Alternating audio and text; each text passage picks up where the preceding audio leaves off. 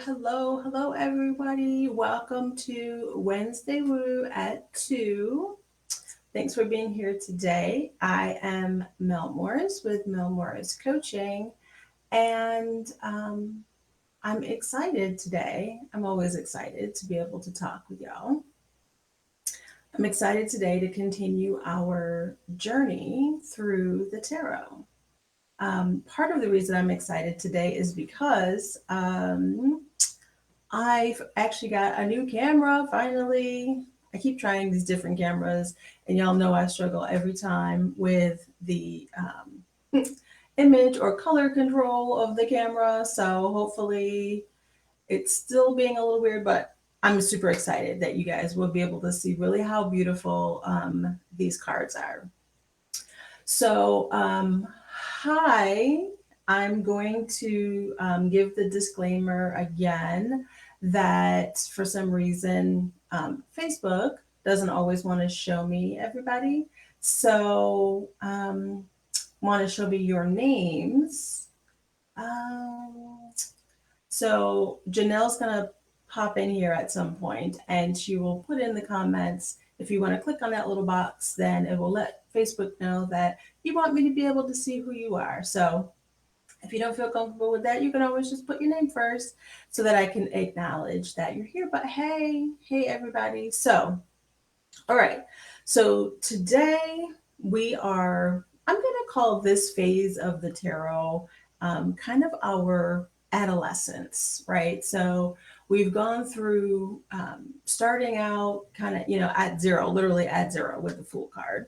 And we've been learning all these lessons about ourselves and, masculine and feminine and our intuition. And, we keep building and building as we meet these new teachers each week through the major arcana and the tarot. And this week, the three teachers that we're meeting are the Hangman, Death, and Temperance. So I'll tell you in advance that this week, especially next week, might feel a little icky because there's some really hard lessons that we have to learn. Doesn't mean they're any less important. It just means that we're getting a little more serious, a little more in depth with really being honest with ourselves and dealing with some shit that's bound to come up. Okay. So let me show you and feel free to if you're here now or you watch this in the future, I'd love for you to just take a look at the card as it comes up and just think to yourself or write in the comments kind of what you noticed, what jumps out at you in these cards as I go through. You can also see these images on our posts from Tuesdays. We post images of all three of the cards and a little meaning for each of them. So you can look there as well. So let's see. Thank you, Janelle. Yes, Janelle clicked in there where you can go and just click on and make sure that I can see your names. So let's start with. Oh, look at that. Look how much prettier these cards are, y'all. I'm super excited that, let me back this up a little bit. I don't know why it looks kind of small on the screen. Maybe I know why, because I've got my scroll happening. Let me back this up just a smidge. All right. So, yeah, so you can really see how pretty these cards are. Okay. So, we start out with the Hangman. Again, if you're here now or you're watching in the future, like just kind of notice what you feel, what jumps out at you as you see this image as I talk about what it is.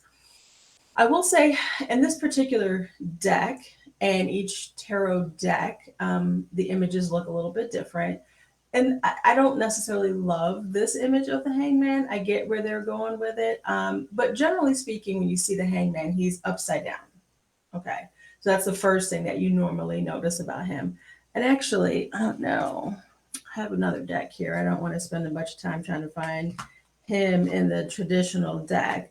But normally he's upside down. And the significance of that, I think, visually, and of course, I'm not going to easily find him in this other deck, is that it is about a new perspective, right? Looking at the world in a very different way and doing it intentionally, right? So the hangman is not hanging from the tree by accident. Even in this image, you can see this reminds me of like Houdini, right? If you've ever seen like images of Houdini when he used to shackle himself and put himself in a box, or more modern day magicians that they intentionally kind of here it is, put themselves in like these death defying situations that that then they get out of, right? So it's intentional. So I'll show you quickly. This is from the traditional deck, the Rider-Waite deck. This is what the hangman looks like, right? So he's intentionally hanging upside down. But it's obvious that he can get out of that whenever he wants to. And that the focus really is on about the perspective that he's able to have, to glean, right? So I'll go back to the other image as well, because that's kind of what we focus on this week. But let me so if we think about perspective, we think about, prior to this, last week we left off, let's see, 11 is justice. So the justice card where we left off last week was about balance. It was about finding ways to find our truths by going back and forth with our understanding of what we're doing, how we're navigating things, right? Knowing that there's always going to be a cycle, things are always going to be up and down, but finding ways to balance things as things come up, okay?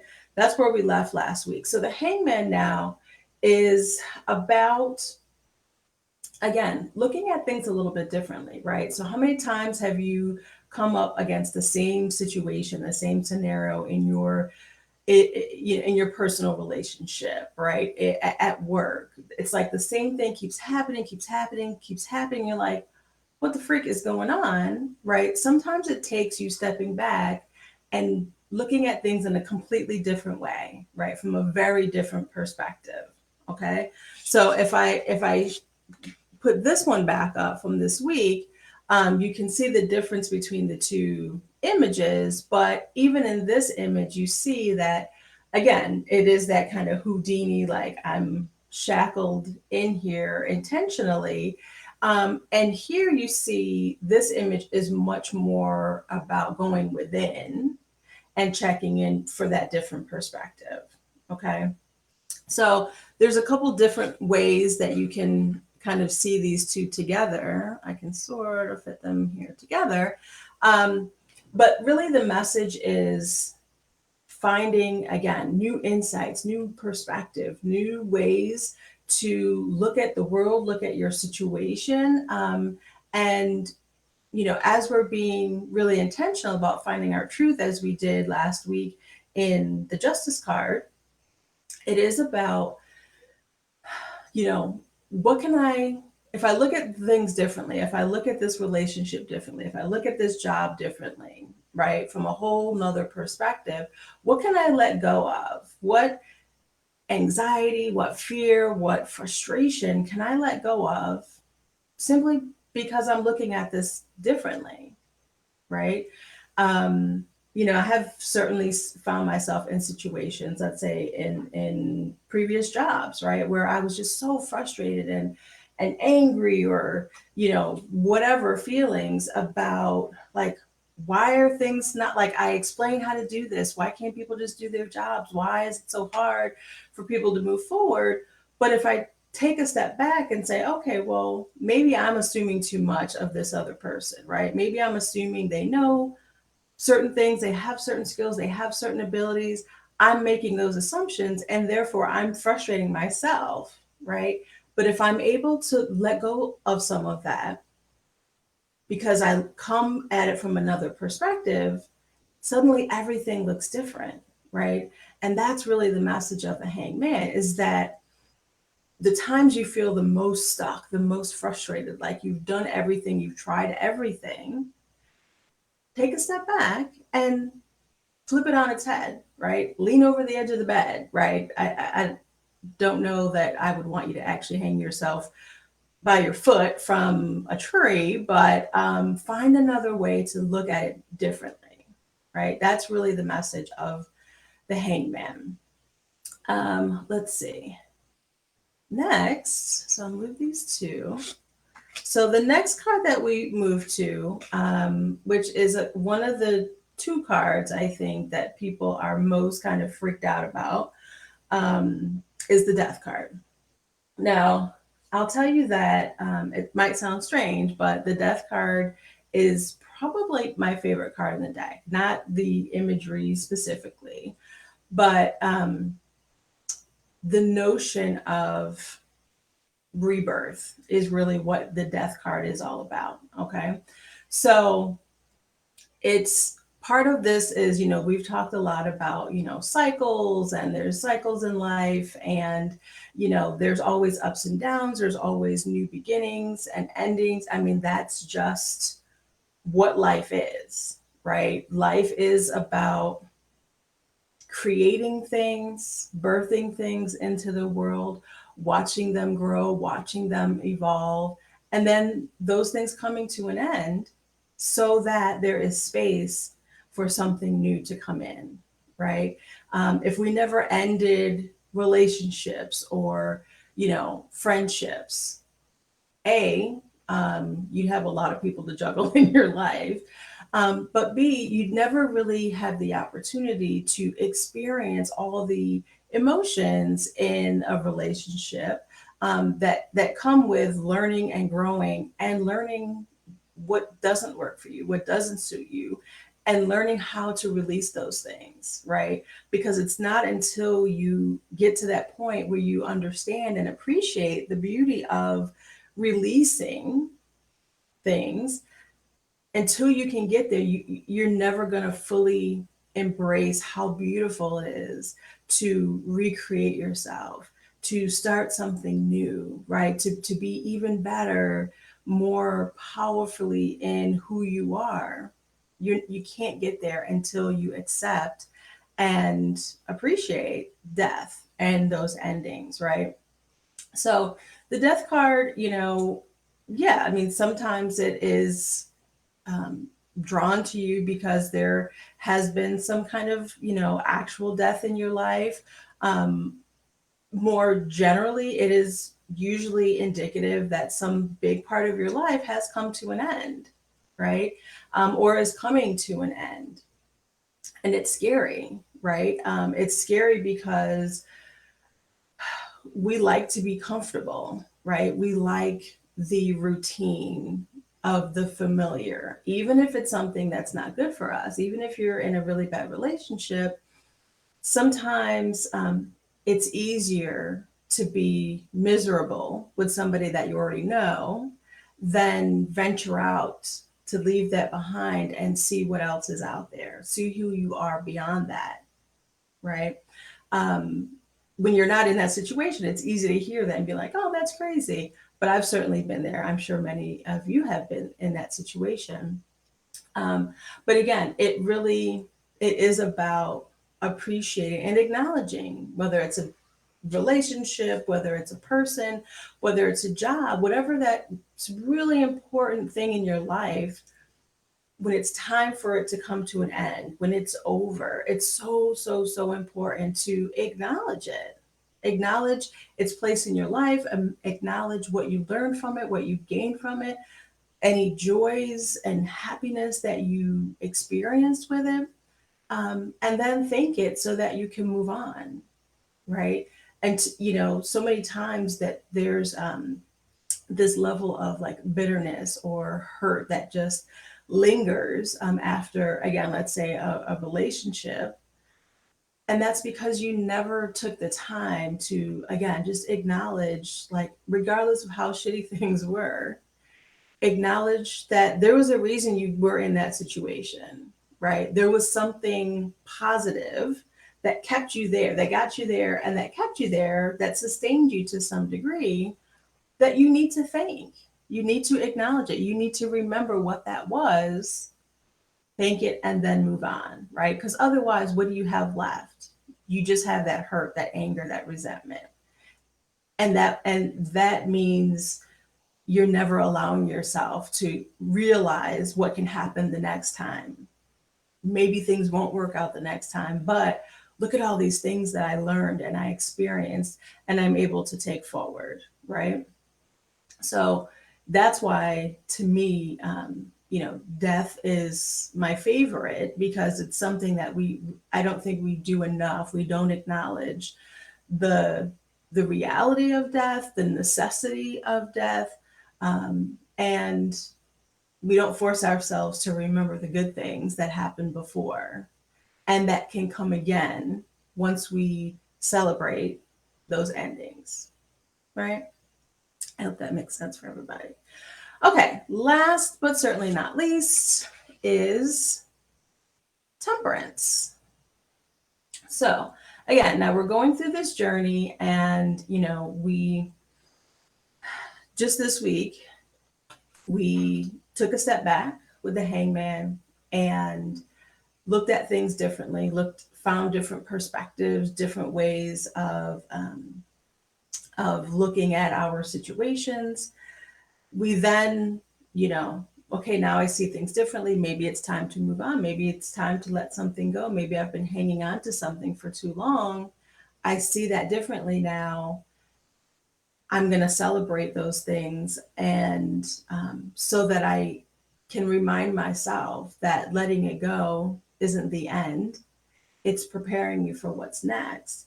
And then that's where temperance comes in, right? So last week, when again I mentioned justice, and if you watched my friend Fridays last week with my friend Vicky, we talked about justice. And when I talked about balance, she said, well, I don't like to use the word balance because it suggests that you have to give something up. It suggests that there's a sacrifice that needs to be made in order to keep things even.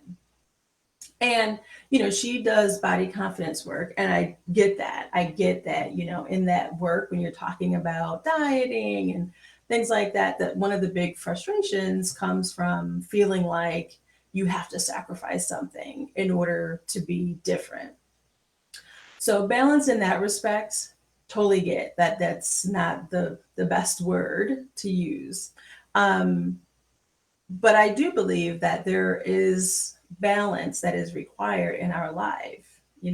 Work-life balance doesn't mean that you have to give up your work or give up your life. It means finding ways that, realistically, again, if I use a relationship, it's never 50-50, right? Sometimes you're more on point than your partner is, right? Sometimes you're not, right? It's always give and take. Maybe that's a better analogy of is give and take. So temperance also talks about balance. It also talks about, again, kind of, if I, use these two cards as the example, we've found a new perspective. We've learned that it's okay, it's helpful, it's necessary to release things that aren't serving us anymore. And now temperance takes it to the next step, takes balance, right? Or give and take to the next step.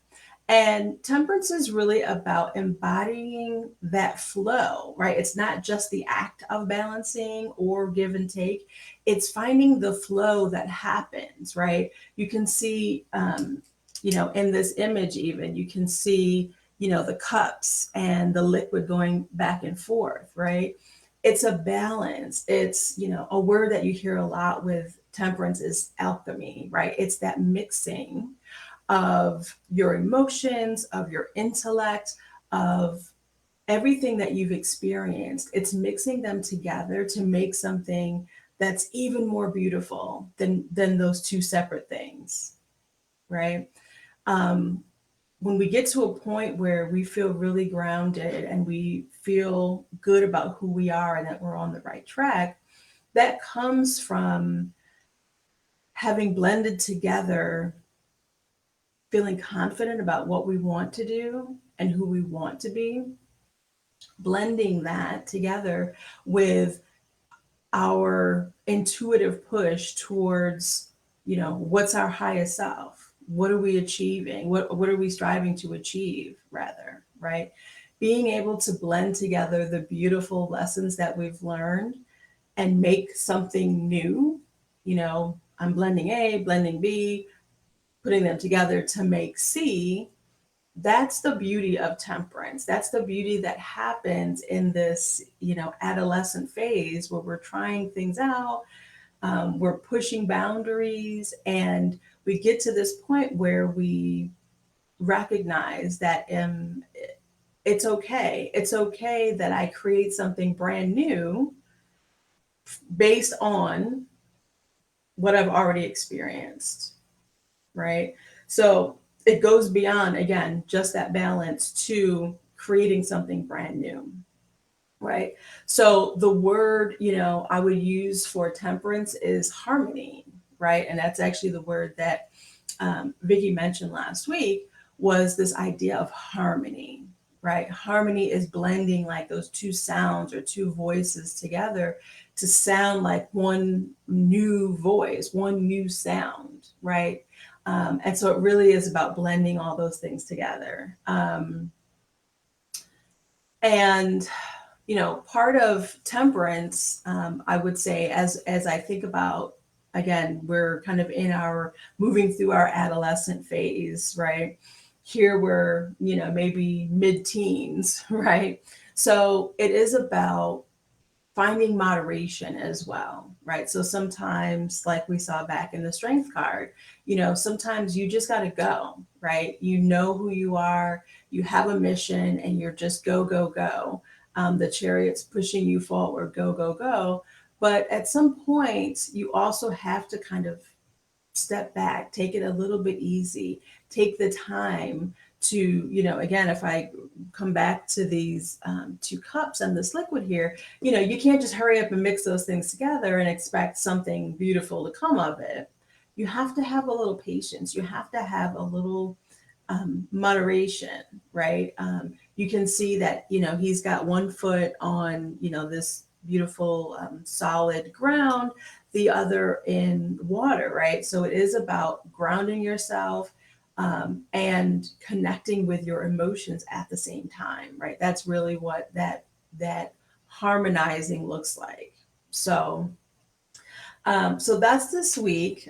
Those are the cards for this week. Again, if you've got any questions about these lessons for this week, I'd love for you to pop them in to the chat later on. I'll check back. I really encourage you, especially with these three cards. I mean, all the lessons are important lessons that you're going to want to build on and you're going to want to take with you. But, especially these three, and I'll kind of put them down here so you can see them all together. I'd say especially these three, I really, really, really encourage you to spend a little time, I'm trying to get here, to spend a little time feeling into these three cards in particular, right? What if I took a step back and looked at things differently in my life? Just see what that would look like, what that would feel like, right? What if I celebrated and acknowledged all the things in my life that have either already gone, the people who have gone, the experiences that I've experienced and have passed, moved through? What if I took a step back to remember all of the beautiful things I learned from that and bring those things forward into my new life? What if I spent some time looking at what's not working in my life today and deciding, should I keep it? Should I not keep it? But more importantly, what if I focused on all the beautiful lessons learned from it and then decide, is it time to let it go? And if so, what can I bring with me? right? Um, but really, again, remembering the importance of acknowledging, like, yeah, loss is going to happen, endings are going to happen. It's inevitable, right? Stop fighting it. And then finally, taking all of those experiences, taking all these lessons learned to this point, and finding that harmony, finding how you can really use all of these skills that you've gained so far and these lessons that you've learned. How can I sync these together to not just find balance, but to create something completely new, right? That something is you, is your best self, is your highest self. But how can you do that from all of these lessons that we've learned so far? So, thanks so much for being here. I'd love to hear, your experiences and kind of what you find from this. I love getting some feedback. There's a lot of things that are kind of going to be changing and things for the new year. So I'm excited that we're, going to be ending out these lessons right through the end of the year. And then we can see what's next, right? We can see our own alchemy of using this temperance, of what we've, how we're going to take all of these lessons and move them forward in a bigger, more beautiful way than we're even aware of right now. So make sure you stick around for the rest of the year to get through these lessons, to take these lessons with you, to see what's coming up. Friday, this Friend Friday, I've got my good friend Lisa Stromsom's going to be here with us.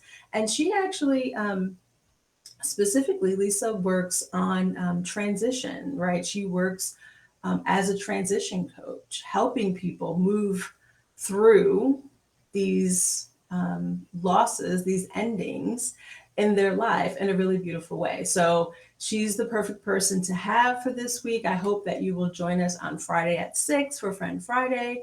And, again, you have any questions, pop them in. Otherwise, have a magical rest of the day, and I'll see you Friday. See ya.